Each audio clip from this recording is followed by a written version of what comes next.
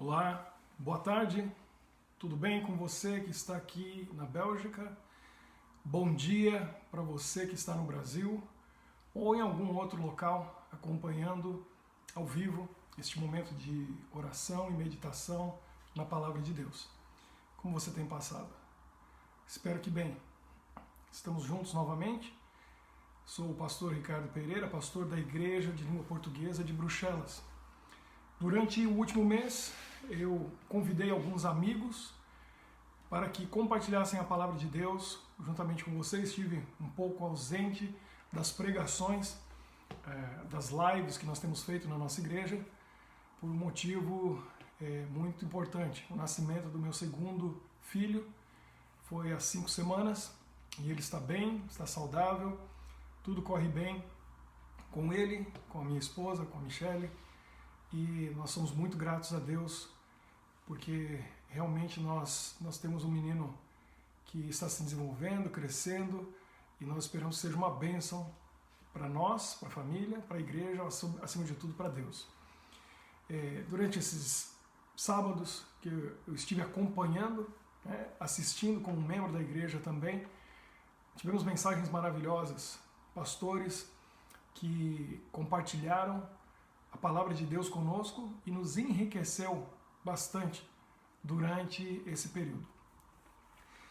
Nesse momento, antes de nós abrirmos a palavra de Deus, vamos orar e vamos pedir a bênção de Deus e a presença dele conosco neste momento de devoção, de comunhão uns com os outros mesmo à distância e com o nosso Deus, o nosso Criador. Vamos orar. Querido Deus, nosso Pai, nosso Senhor, nosso Salvador, nosso Criador e Redentor, nossa vida pertence a Ti, tudo que temos e somos está no Teu altar hoje. E nós pedimos a Tua presença de maneira muito especial, com cada um que tirou esse tempo para meditar, para orar, para Te buscar através do estudo da Palavra.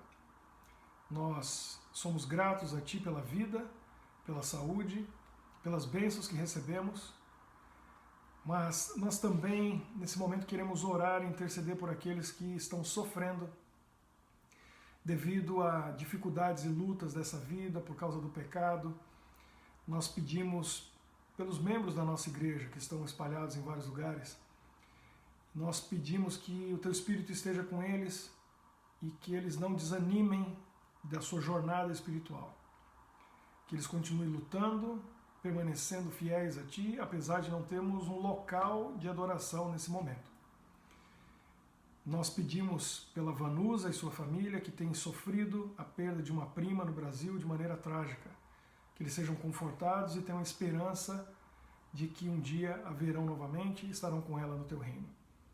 Nós pedimos pelos amigos que temos no interior de São Paulo, em Araçatuba, que perderam a Adilson, um amigo nosso que faleceu devido a esse vírus que acabou levando a sua vida depois de uma luta de muitos dias no hospital.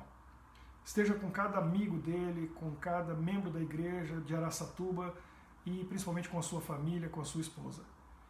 Venha ser com aqueles que têm sofrido nesse momento, com doença, com dificuldade, com luta, seja financeira, emocional, espiritual. Muitos têm enfrentado pressões, lutas, dificuldades que o inimigo tem trazido ou simplesmente por consequência dos nossos atos ou do pecado.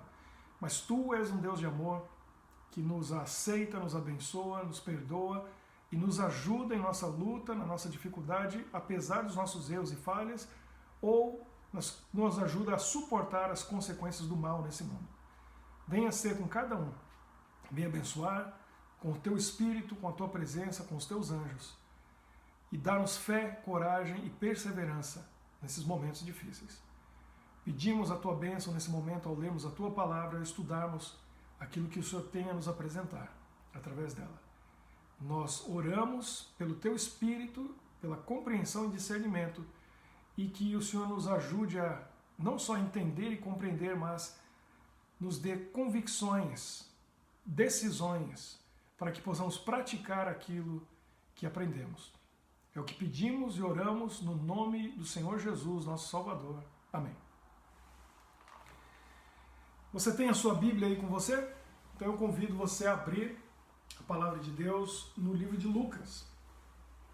Lucas, ele não era um discípulo de Jesus, ele não acompanhou o ministério de Jesus.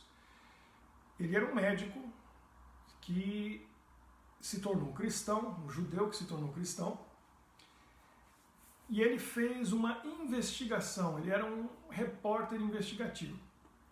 Ele entrevistou os discípulos e as pessoas que tiveram contato direto com Jesus, entrevistou a mãe de Jesus, e dali ele teve em primeira mão as informações que ele precisava para escrever esse livro.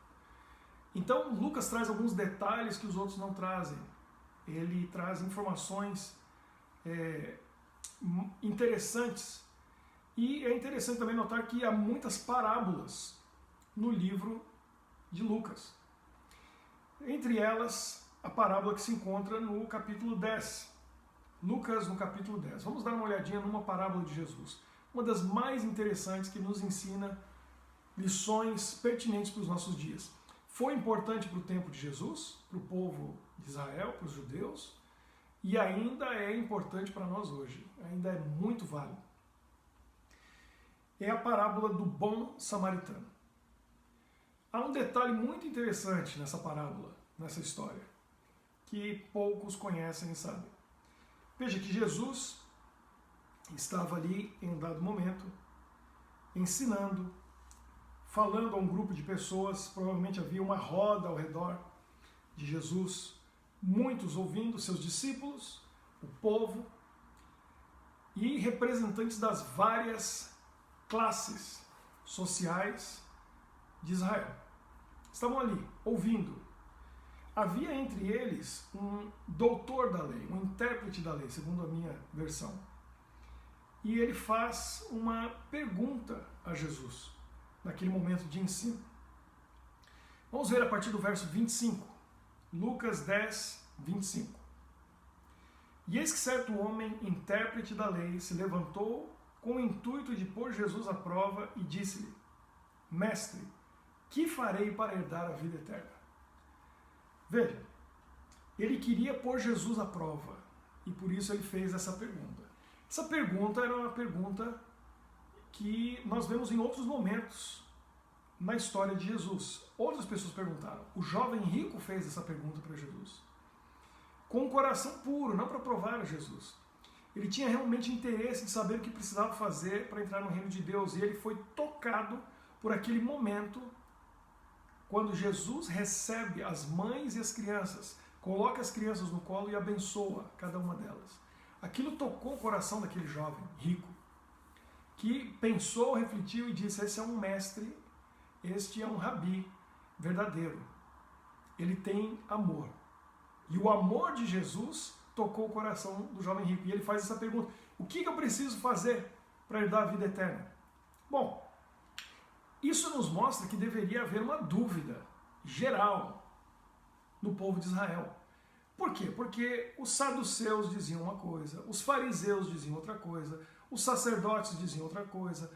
Havia muitos rabis que ensinavam a sua maneira. E como hoje ainda existe, infelizmente, questionamentos na mente de pessoas do que fazer para ser salvo.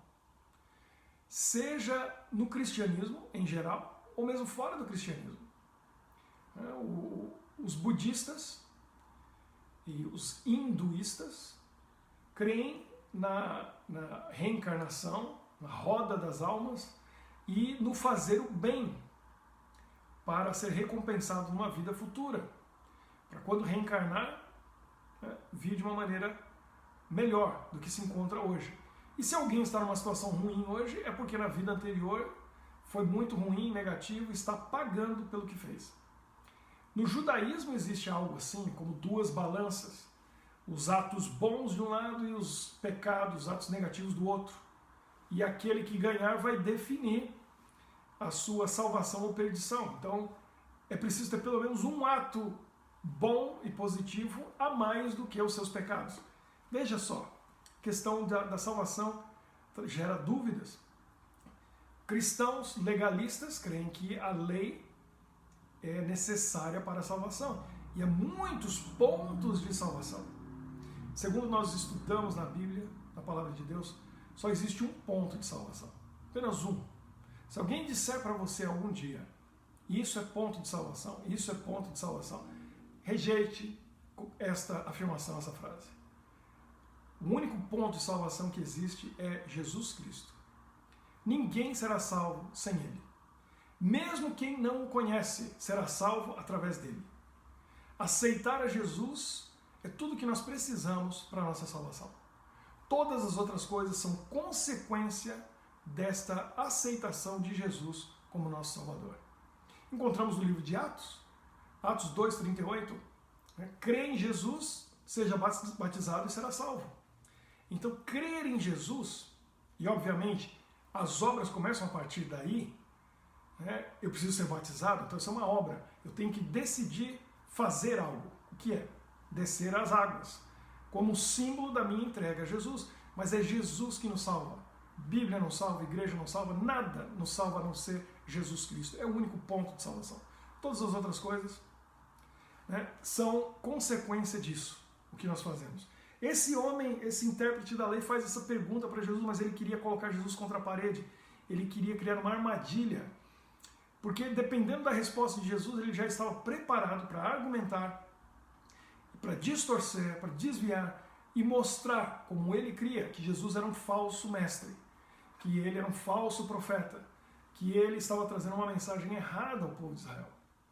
E ele faz essa pergunta e Jesus devolve com uma pergunta. Então, muitas vezes Jesus fazia isso. Ele fazia as pessoas questionarem, interrogarem a si mesmas, pensarem a respeito da pergunta que estavam fazendo. E ele diz: que está escrito na lei? Como você a interpreta? Veja, ele era um intérprete da lei, então Jesus usou a função dele. Como que você interpreta a lei? O que está escrito na lei? E aí ele respondeu: muito bem, amarás o Senhor teu Deus de todo o teu coração, de toda a tua alma, de todas as tuas forças e de todo o teu entendimento. Ele foi bem detalhado, de maneira correta, a respeito do amar a Deus. Primeiro mandamento é o resumo dos 4 primeiros mandamentos nas tábuas da lei que Deus deu a Moisés. É amar a Deus, mas não simplesmente amar a Deus. Ele deu o detalhe: amar a Deus de todo o coração, de toda a alma, com todas as forças e com todo o entendimento. Veja o que isso quer dizer. Amar a Deus com o coração, com a alma, com a força, com o entendimento racional, emocional, envolvendo tudo o que nós temos e somos, espiritualmente e fisicamente. Então, amarás o teu próximo como a ti mesmo. Segunda parte da lei. Os 6 mandamentos do decálogo que Deus entregou a Moisés. Jesus, vendo a resposta correta, mas conhecendo o coração dele e daqueles que estavam ali, ele inverte o jogo e agora coloca eles contra a parede. Porque Deus revelava a Jesus o que ia na mente e no coração das pessoas quando estavam interagindo com ele. Ele sabia exatamente o que estavam pensando, o que sentiam e com que intuito estavam fazendo as perguntas. Eles sabiam o que elas procuravam, mas também o que elas precisavam ouvir. Então Jesus lhe respondeu: respondeste corretamente, faze isto e viverás. Veja, Jesus quis deixar ali, mas ele sabia onde ele iria, aquele intérprete da lei iria levar a conversa. Então você respondeu bem, você respondeu correto. Então você já sabe. Por que você está me perguntando? Por que faz essa pergunta? Faça exatamente isso aí que você disse e você vai ter vida eterna. E aí vem a continuação. Ele, porém, querendo justificar-se, perguntou a Jesus: mas quem é o meu próximo? E Jesus sabia que era exatamente aí que eles tinham um problema. Porque o cristianismo verdadeiro, ele é relacional. Cristianismo não é estudar um livro de capa preta, conhecer suas doutrinas e profecias, saber o que é certo e errado, ir a uma igreja, a orar, né, e cumprir as suas obrigações com Deus, mas cristianismo verdadeiro é relacionamento. É o nosso relacionamento com Deus de amor, como disse o próprio intérprete da lei, amor completo para com Deus e para com o próximo. Amor para com o nosso próximo.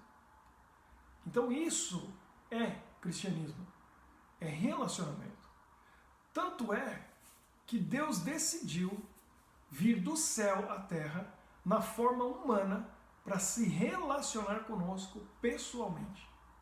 Um Deus pessoal, que queria estar aqui olhando nos nossos olhos, tocando o nosso corpo, nos abraçando, nos beijando, tendo uma interação pessoal, real, física. Porque este é um Deus de relacionamento, um Deus de amor que quer se relacionar com suas criaturas.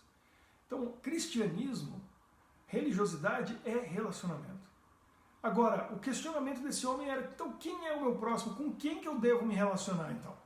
A quem eu devo amar como a mim mesmo? A minha esposa, meus filhos, sim.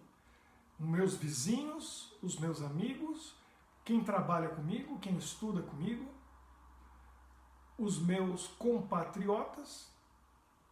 E nós sabemos no Sermão da Montanha, no capítulo 5 de Mateus, que Jesus, ele colocou os judeus contra a parede. Porque ele disse, amai os vossos inimigos e orai por aqueles que vos perseguem. Amai os povos estrangeiros que vocês odeiam e os romanos que estão perseguindo vocês, né, que dominaram essa terra, orem por eles. Veja que desafio enorme Jesus colocou diante deles, porque eles tinham muita dificuldade quanto a entender quem é o próximo. Então Jesus veio com uma resposta. Verso 30. Jesus prosseguiu dizendo uma parábola. Certo homem descia de Jerusalém para Jericó e veio a cair em mãos de salteadores, os quais, depois de tudo lhe roubarem e lhe causarem muitos ferimentos, retiraram-se, deixando-o semi-morto. Casualmente, descia um sacerdote por aquele mesmo caminho e, vendo-o, passou de largo. Semelhantemente, um levita descia por aquele lugar e, vendo, também passou de largo. Certo samaritano que seguia o seu caminho, passou-lhe perto e, vendo, compadeceu-se dele. E chegando-se, pensou-lhe os ferimentos, aplicando-lhes óleo e vinho, e colocando sobre o seu próprio animal, levou-o para uma hospedaria e tratou dele. No dia seguinte, tirou 2 denários, ou 2 moedas de prata, e os entregou ao hospedeiro, dizendo, cuida deste homem, e se alguma coisa gastares a mais, eu te indenizarei quando voltar. Qual destes 3 te parece ter sido próximo do homem que caiu nas mãos dos salteadores? Respondeu-lhe o intérprete da lei. E ele não ousou dizer, o samaritano. Ele disse, o que usou de misericórdia para com ele. Então, Jesus disse, vai e procede tu de igual modo. Que coisa fantástica, que sabedoria de Deus e de Jesus diante dessa situação. Alguns detalhes muito interessantes nessa parábola. Primeiro, nós precisamos entender que essa parábola não é uma parábola comum como as outras que Jesus ensinou. Não que estou dizendo que as outras sejam comum. Não era da mesma natureza. As parábolas que Jesus contava, com muita sabedoria e propriedade, eram, em sua grande maioria, quase todas elas, histórias fictícias, criadas com a intenção de ensinar uma lição. Como a parábola da moeda perdida, a parábola da ovelha perdida e a parábola do filho pródigo, que aqueles que estudam a palavra de Deus ou já ouviram o sermão entendem muito bem o que isso quer dizer. E Jesus nos dá uma lição a respeito dos perdidos, que precisam ser encontrados, trazidos de volta à casa do Pai, ou precisam retornar por si mesmos, no caso do filho pródigo. parábola do semeador, a parábola da semente, as parábolas do reino de Deus. Muitas parábolas interessantíssimas e profundas que ensinavam lições. A parábola das relações de um pai com o filho, o pai e os dois filhos, quando ele vai e diz, vai ao campo fazer esta obra, um diz que iria e não foi, o outro disse não vou, mas acabou indo. E Jesus vem ensinando lições. Parábola dos talentos, aqueles que enterraram o talento, aquele que enterrou o talento, os outros que aplicaram e acabaram tendo lucro e devolvendo esse lucro ao Senhor. Então, muitas parábolas, mas essa parábola é especial. Porque há uma escritora americana, Ide, que conta que esta parábola não era simplesmente uma história fictícia. Esta parábola ela era uma história real e verdadeira, que tinha acabado de acontecer há pouco tempo. Inclusive, entre os ouvintes que estavam ali, Jesus contando essa história, estava ali o sacerdote que tinha passado pelo caminho entre Jerusalém e Jericó. E viu o homem ferido e passou de lado. Era uma história verídica, real, tinha acontecido. Ali, ouvindo a Jesus naquele momento, também estava o levita, o homem que passou pelo caminho entre Jerusalém e Jericó e viu o homem ferido. Veja, isso por si só já nos mostra que essa história não era uma simples história. Porque Jesus poderia dizer, um homem viajava e foi atacado. Não, ele deu o detalhe. Descia de Jerusalém para Jericó. Aqueles que estão me ouvindo, existem alguns que estiveram comigo em Israel, em alguma das 3 viagens que nós fizemos recentemente para Israel. E quem esteve lá sabe muito bem que Jerusalém fica no alto de Israel, no ponto mais alto na montanha, e quando vamos para Jericó, é o lado do deserto, é um lugar muito seco, árido, é uma descida realmente, é um caminho muito difícil. Difícil para quem vai de Jericó para Jerusalém, na subida, mais difícil ainda. E ali Jericó já está no vale do Jordão, que vai desembocar, vai descer ali para o Mar Morto, que é o ponto mais baixo da Terra. Não existe um lugar mais baixo nos continentes do que o Mar Morto. Mais de 450 metros abaixo do nível do mar. É uma grande descida. Havia um lugar perigoso ali, naquele caminho, onde salteadores se aproveitavam para roubar as pessoas que passavam desprotegidas. No caso, esse homem que estava passando ali, esse judeu, estava indo de Jerusalém para Jericó, descendo o caminho, provavelmente tinha o seu animal, 1 ou 2 talvez, carregando algumas coisas, ele tinha os seus pertences e ele perdeu tudo. Roubaram o seu meio de transporte. Se fosse hoje, teriam roubado o seu carro e tudo que havia dentro. Roubaram seus bens, seus pertences, sua carteira, o seu dinheiro e bateram nele, agrediram ele, deixando ele meio morto. Ou seja, ele estava vivo, mas se passasse muito tempo, ele não sobreviveria, ele morreria. Ele estava meio morto. Então, o seu destino estava selado. Ele iria morrer. E isso tinha acabado de acontecer há pouco tempo, porque ali, ouvindo a história, estava o sacerdote e o levita. Provavelmente, enquanto Jesus contava isso, é possível que esse homem estivesse lá, naquele albergue, naquele pequeno hotel, se recuperando ainda com os seus ferimentos. E então veja, aqueles homens que eram religiosos, homens espirituais, talvez outros também pudessem ter passado por ali, não sei, mas o interessante é que passou um sacerdote, o líder máximo espiritual do povo judeu. Um homem que pregava, através do seu trabalho, da sua vida, dentro do templo, a salvação, o plano de salvação de Deus, o amor de Deus. Era um homem que representava o próprio homem que contava a história, Jesus, através da sua vestimenta e os rituais que ele executava dentro do templo. Cristianismo, ou seja, o amor prático, ele é a essência da Bíblia, da palavra de Deus.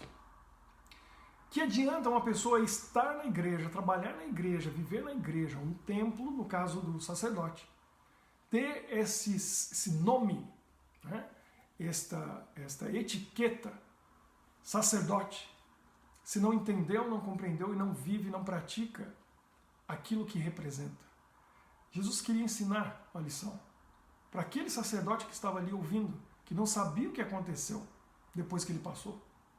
Mas queria ensinar para todos eles e para nós hoje que amar a Deus e ter um relacionamento com Ele é amar ao próximo como a nós mesmos. João, em uma das suas cartas, ele diz: como eu posso dizer que amo a Deus que eu não vejo, se eu não amo o meu próximo que eu vejo? Como eu provo que eu amo a Deus sobre todas as coisas? É através do amor ao próximo que eu vejo. E que muitas vezes não merece esse amor. Não merece. Nós muitas vezes não merecemos o amor de Deus, mas recebemos esse amor.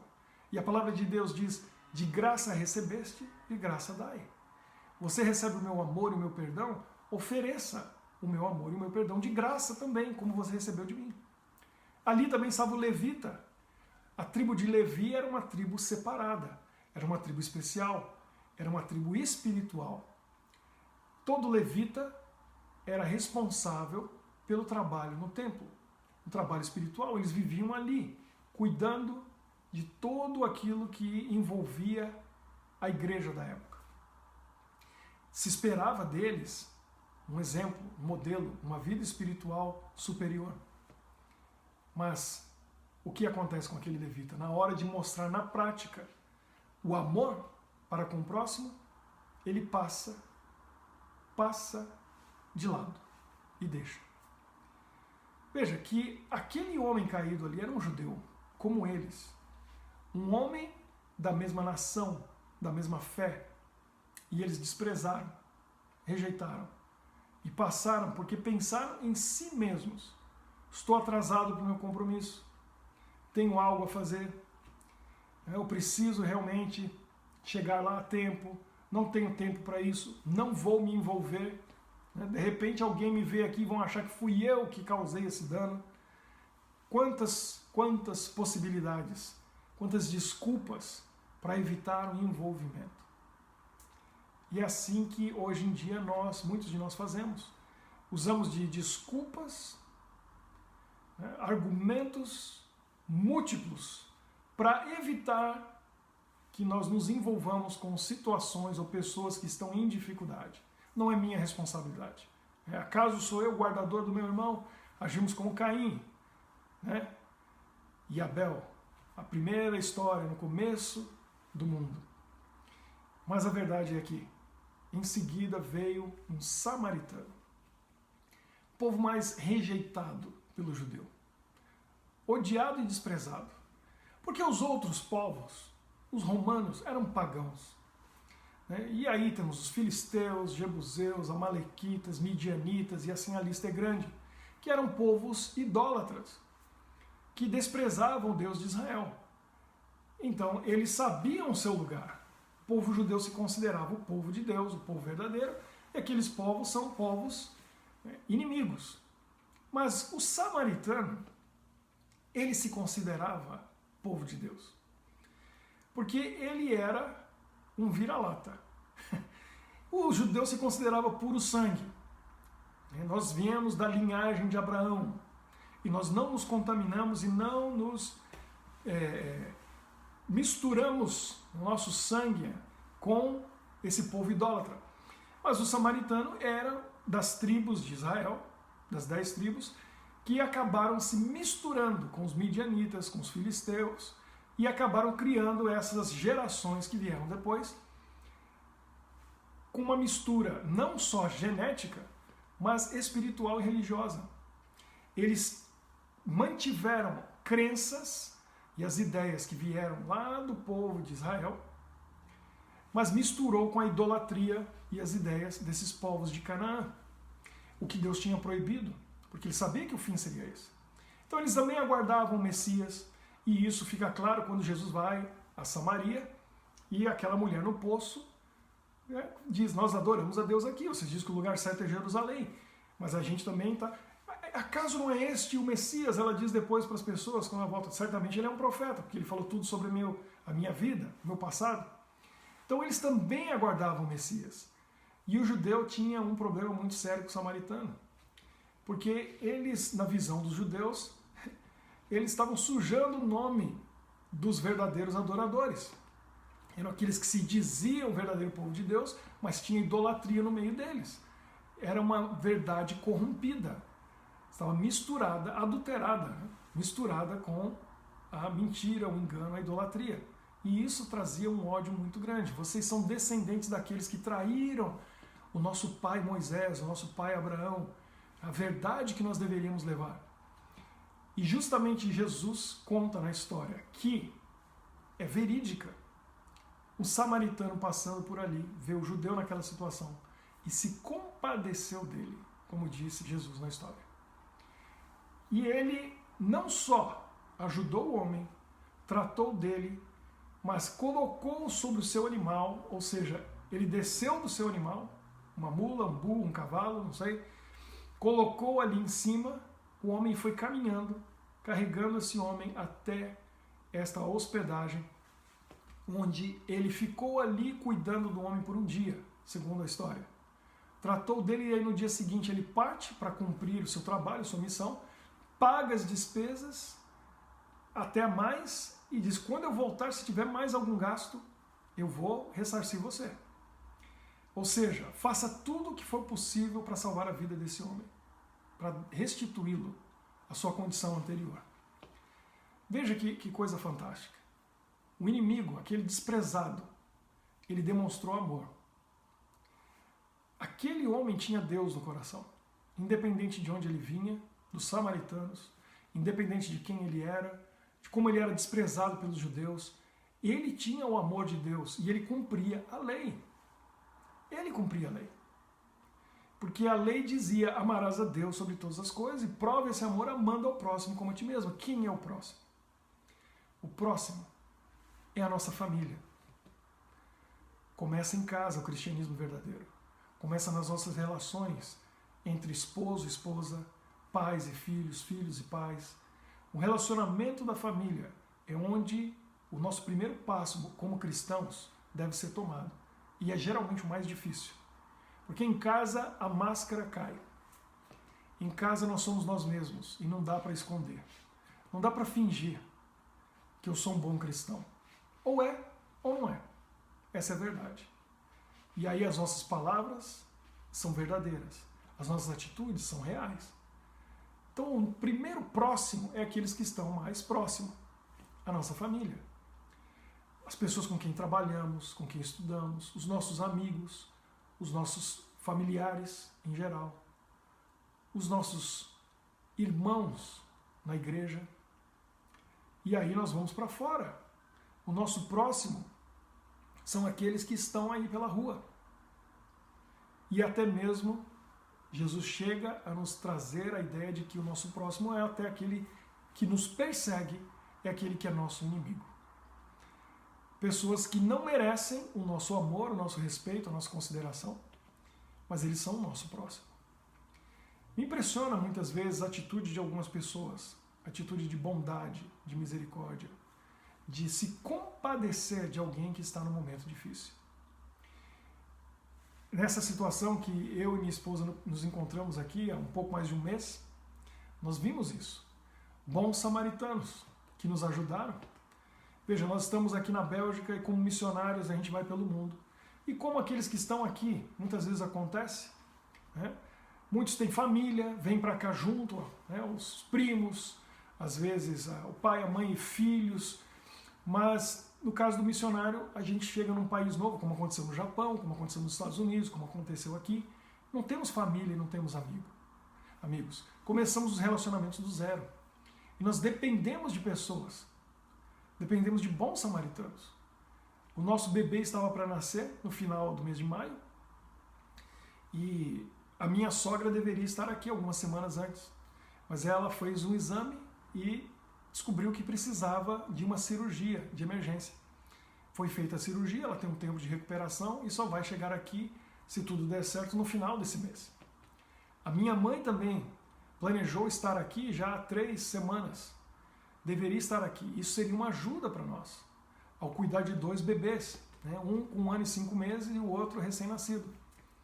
Mas ela também fez um exame e precisou de uma cirurgia, que ainda não fez, de emergência. E não sei quando ela vai poder vir. E ficamos nessa situação. Eu e minha esposa e as 2 crianças e o coronavírus atrapalhando tudo. Nós não sabíamos se eu poderia estar no hospital no momento do parto. Mas as coisas foram mudando e como foi chegando o final de maio, pelo menos essa abertura houve. Uma pessoa pode estar com você, claro, o marido. E quando o bebê nascesse e ficasse no quarto com ela, somente uma pessoa poderia estar ali com ela. Ou seja, eu não poderia ir com o nosso menininho de 1 ano e 5 meses. Não teria como. 1 ano e 4 meses, no caso, na época. Alguém precisaria cuidar dele. Quem faria isso? Não temos família aqui na Bélgica, mas há pessoas, bons samaritanos, que se dispõem.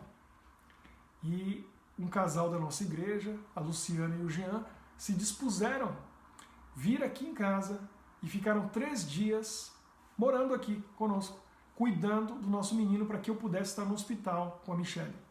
Eu voltava às noites, dava um banho nele, colocava ele na cama, de manhã dava o café da manhã e ia de volta lá para o hospital. Mas a situação estava muito difícil para ela sozinha e o bebê recém-nascido.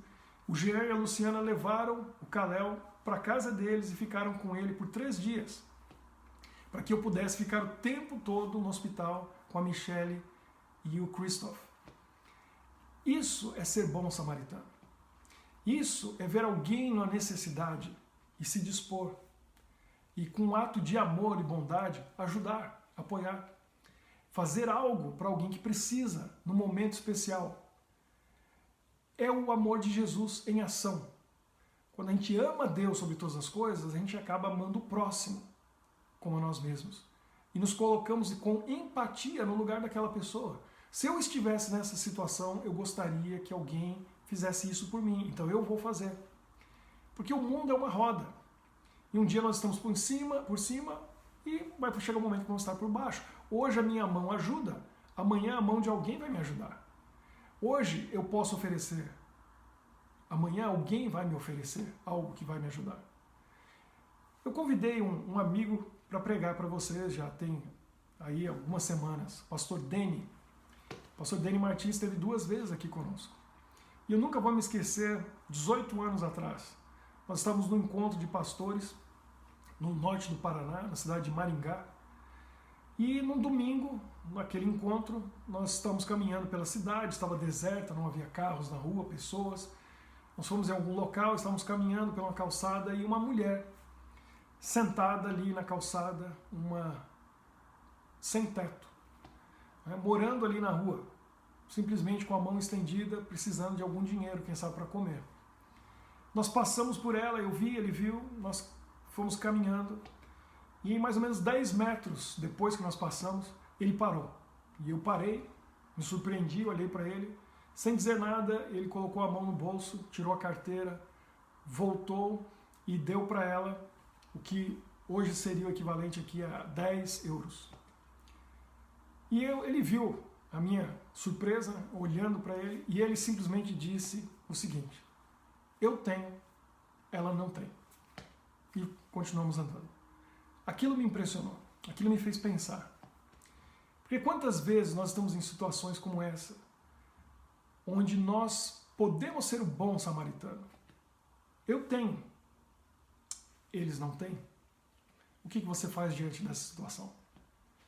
O que você pode fazer?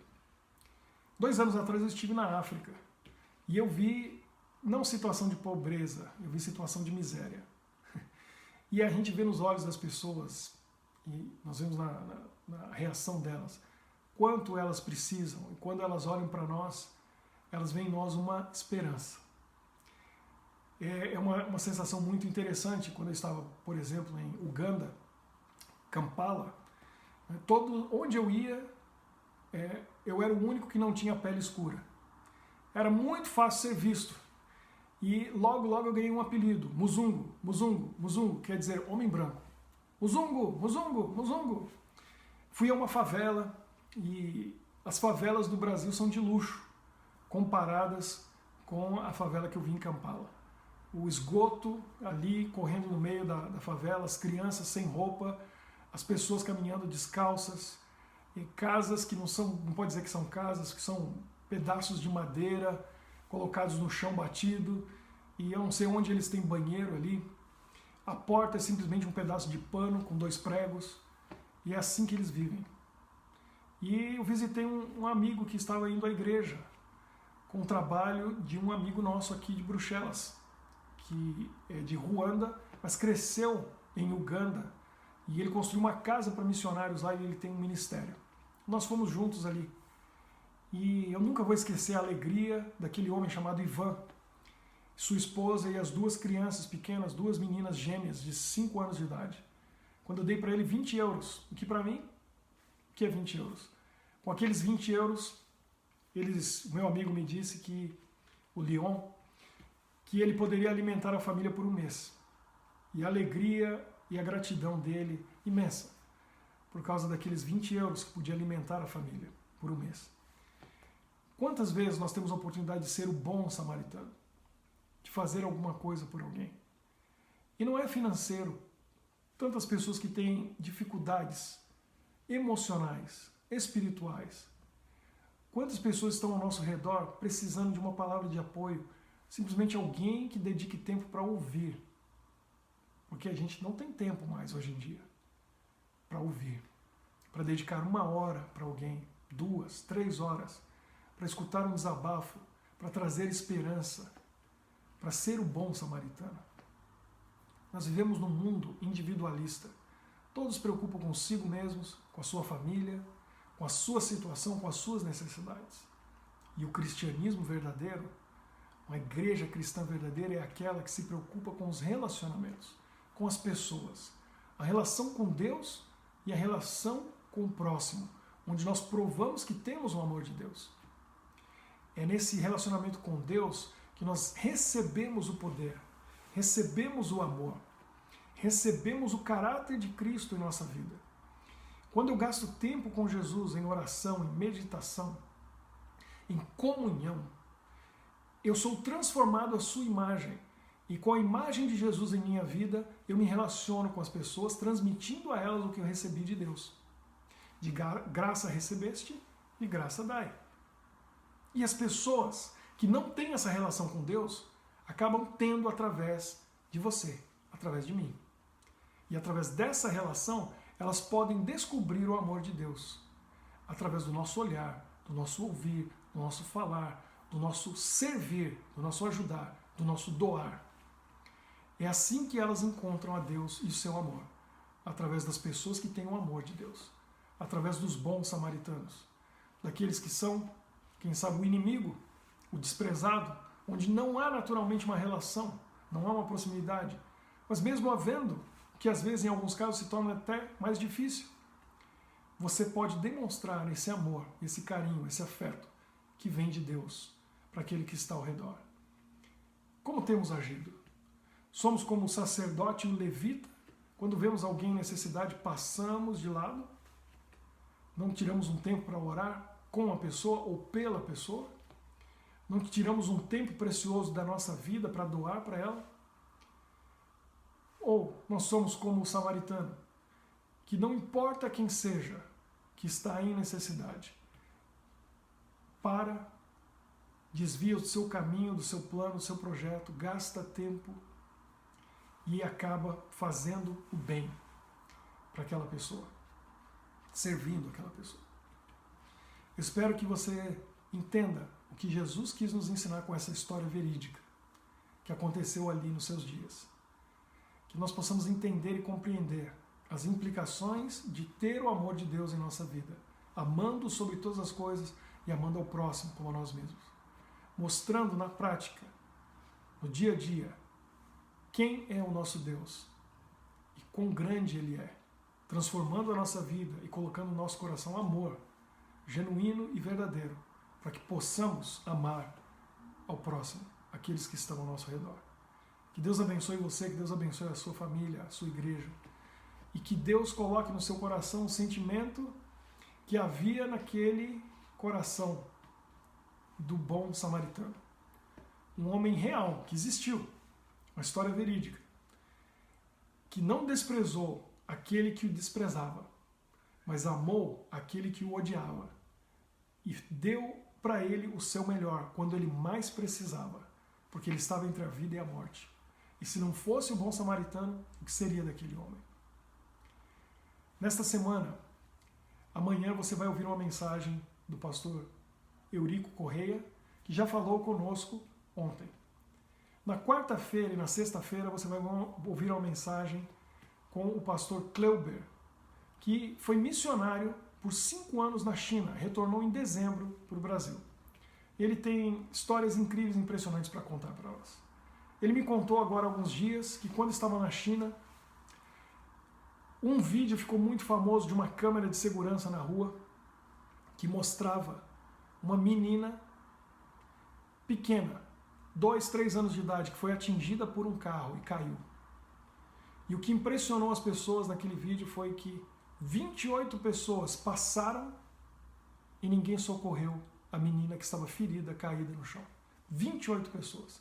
Até que uma mulher que trabalhava recolhendo lixo na rua viu, socorreu e chamou uma ambulância e levaram para o hospital. Esse é o mundo que nós vivemos. E esse é o mundo que muitas vezes nós amamos a ponto de desprezar a Deus e a sua palavra. Esse mundo está acabando. Ele vai chegar ao fim. Um mundo onde Jesus disse, em Mateus capítulo 24 e em Lucas 21, que o amor se esfriaria de quase todos. É um mundo que nós vivemos onde não há amor.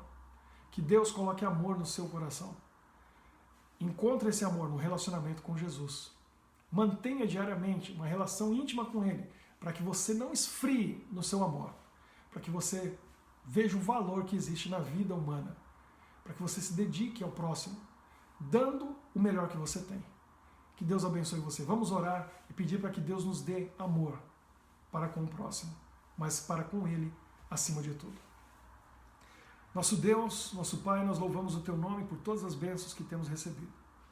E pedimos de maneira encarecida que nos dê o amor de Jesus. Venha colocar em nós este sentimento, mas não só em forma de sentimento, mas essa decisão firme e segura de amar o nosso próximo, seja ele quem for, como Jesus fez quando esteve aqui. Não importando se era judeu, se era romano, se era samaritano ou se era um povo idólatra ao redor do povo de Israel, Jesus atendeu a todos e amou a todos. Senhor, nos dê o amor de Jesus. Nos ensine a nos relacionar com Ele diariamente, para recebermos esse amor verdadeiro. E que possamos entender que todos ao nosso redor são o nosso próximo e precisam do nosso amor, porque esse amor vem do céu, é o amor de Jesus.